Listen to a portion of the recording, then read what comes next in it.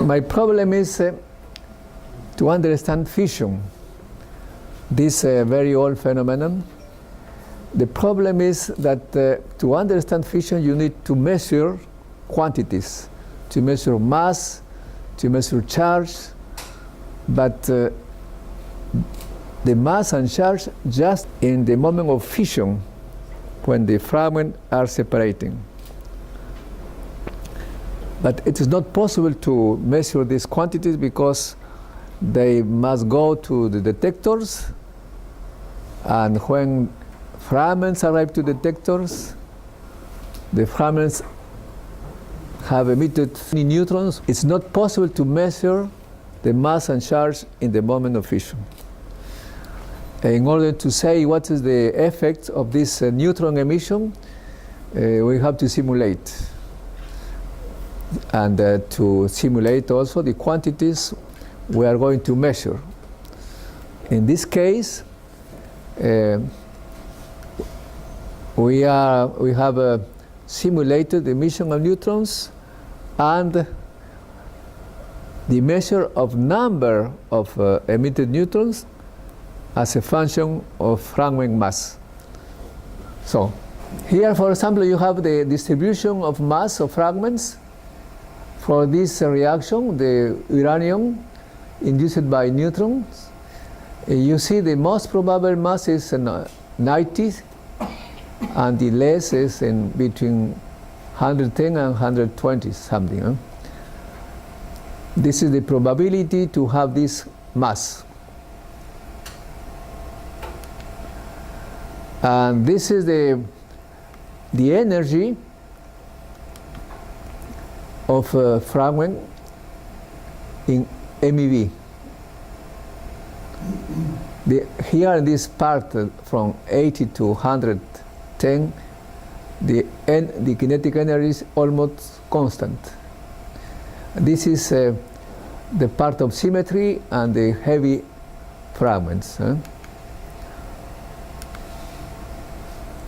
I'm going to go to the most important part. We have here the mass of fragments, the lightest and the heaviest. The lightest has 60 units of mass, the heaviest is 160. And we have here the average number of emitted neutrons as a function of mass. There is a kind of zigzag, very clear. The red line is mine. It's a line to fit almost in three right lines. And we have here some kind of depletion of numbers of neutrons. In this part, we have an enhancement of neutrons number, and in the heaviest parts, it's fall. This number decrease very rapidly. It was for me very curious, this behavior, and I suspected that it's effect of neutron emission. It was very curious because this part, this depletion, is in coincidence with this decreasing of the yield of masses in this part. So you see the yield of mass decrease, and here there is a depletion of the average number. And here also there is a depletion of the average of neutron numbers, with a coincidence with the decreasing of the yield of masses. For me, it was curious. So I suspected that this is, in physics we call an artifact.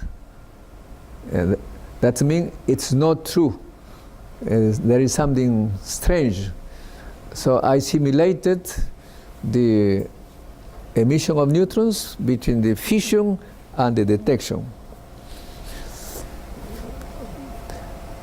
These measures are very, not so old, but the newest is this one. And last year, people from Russia, I think. It's a new measurement. And in this new measurement disappear this part, you saw before here, this part disappear and this part also disappear. It's just a line, a straight line, but still here a kind of depletion and also a depletion. So this is my simulation. I simulate that the primary number of a neutron is 3 straight lines here, segment of lines, and simulate emission neutrons. And our result is that the detectors are going to detect this average number. Here a depletion, here a fall down, and is the result very interesting because that means that in fact detectors are not detecting that we are need to detect. This is just an artifact, and we need to correct this part, and this part.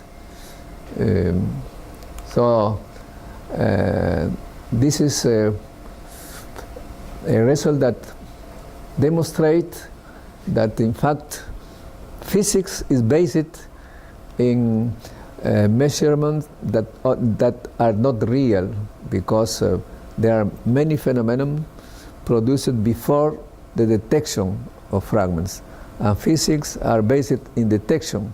If these detections are not really true, we have troubles. You need to simulate. It's like in economics, finance. In finance we also simulate some phenomenon to understand what's happening with the results. This is our conclusion very rapidly. Thank you very much.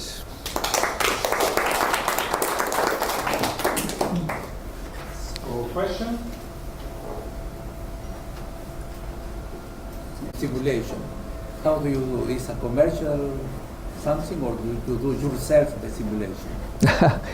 A very interesting question. You can count the vector of the velocity of neutron.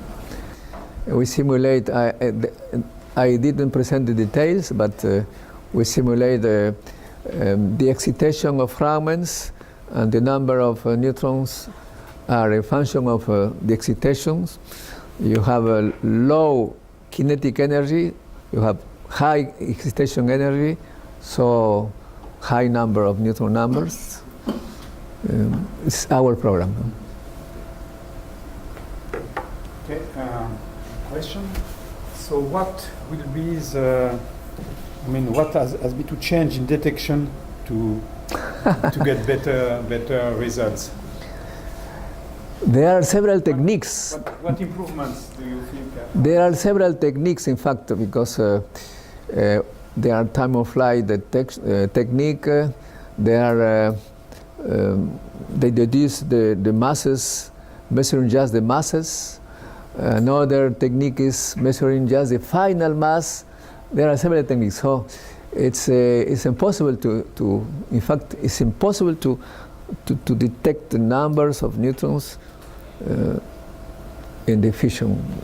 So you have to simulate, you have to make some theories and models, and these models explain the results. Okay, so thank you.